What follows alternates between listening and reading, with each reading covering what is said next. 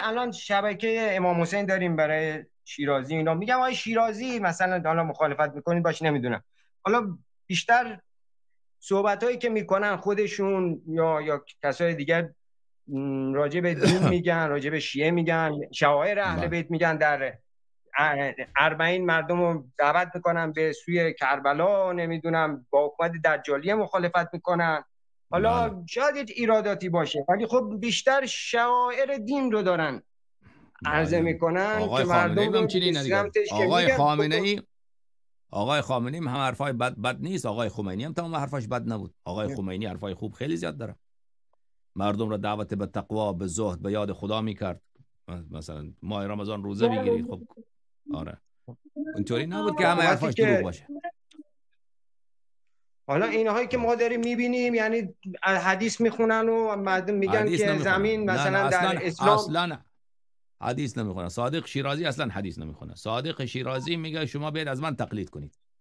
او میگوید که کلام من بر مردم حجته، نه کلام اهل بیت علیهم السلام. و اگر شما فکر کنید این کفر بالله است. کسی که میگه کلام من حجته مردم پیروی کند، کلام اهل بیت علیهم السلام حجت نیست، یعنی این کافر دیگر مسلمان نیست. و تمام مراجع شما این را میگوین.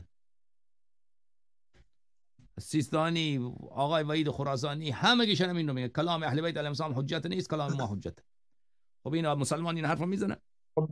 شما به من بگو آدم مسلمان این حرفو خب اینا میگن دیگه این حرفو اصلا مرجعیتشون همینه. اگه این حرفو نگن مرجع نیستن.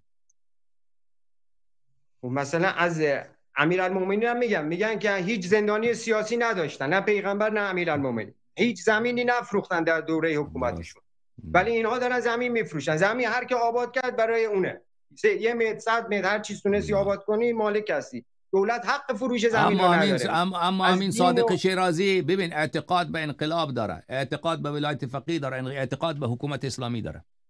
این فقط دلش از اینجا سوخته که حکومت به این داداشش نرسیده، به آقای خامنه‌ای و خمینی رسیده. خب اینا کدام این اختلاف جوهری با خمینی نداره، با خامنه‌ای. اینا همون چیزایی که خامنه‌ای و خمینی قبول داره اینا هم قبول داره. خامنه‌ای و خمینی اعتقاد به ولایت فقیه داره، اینا هم داره. اونا هم اعتقاد به انقلاب داره، اینا هم دارن. حکومت اسلامی هر دوشون قبول داره. اینا فقط آمدن مثلا به این که اصل کتاب را مثلا آدم قبول داشته باشه. این کتاب صحیح بخاری درسته؟ این اصل صحیح بخاری را ما قبول بکنیم، بعد بگیم که این جلدشه مثلا شما چرا زرد نوشتهش زرد رنگ، این باید نوشتهش سرخ رنگ می بود. بیاین به این بحث بکنیم. این جنگ ایشان با خامنه‌ای بر سر اینه، بر سر جزئیات نه بر سر اصل مسئله.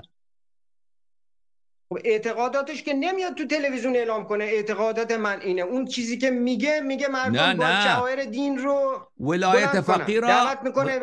ببین اگر اعتقادات منظور به خدا و پیغمبر و 12 امام، او که خامنه‌ای، آقای سیستانی، آقای خمینی، حتی صادق خلخالی اونم که منکر 12 امام که نبود.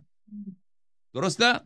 شما جای شنیدی که صادق خلخالی گفته باشه من 12 قائد 12 امام روز قیامت من قبول ندارم، یا روز عاشورا را قبول ندارم، عزاداری را قبول ندارم؟ صادق شیرازی، صادق خلخالی، همگیشون اینا را قبول داره.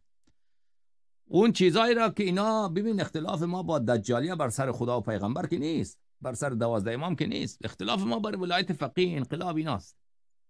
اینا هر دوشون اونو قبول داره دیگه. اونها مردم رو دعوت نمیکنن به سوی حق، اونها مردم به سوی خودشون دعوت میکنن، میگه از ما تقلید کنید که الله با خدا میدونه که تمام مراجع مردم را به سوی خود دعوت میکنه. همین صادق شیرازی اینقدر، این گروه شیرازی اینا اینقدر حریصن بر این که مردم از اینا تقلید بکنن که حساب نداره. اصلا کاری نمیکنن. ولی آره عکس خود چاپ بکنین، بر اون بر بفرست، کتابای خود داداش چاپ بکن، اون کتابایی که هیچ ارزش علمی نداره اونا رو با پولای گزاف چاپ بکن، هر جا بفرست. آره خدا حافظ شما آقا احمد، پناهت به خدا. برو جانم، برو با انشالله با صادق شیرازی محشور بشی شما.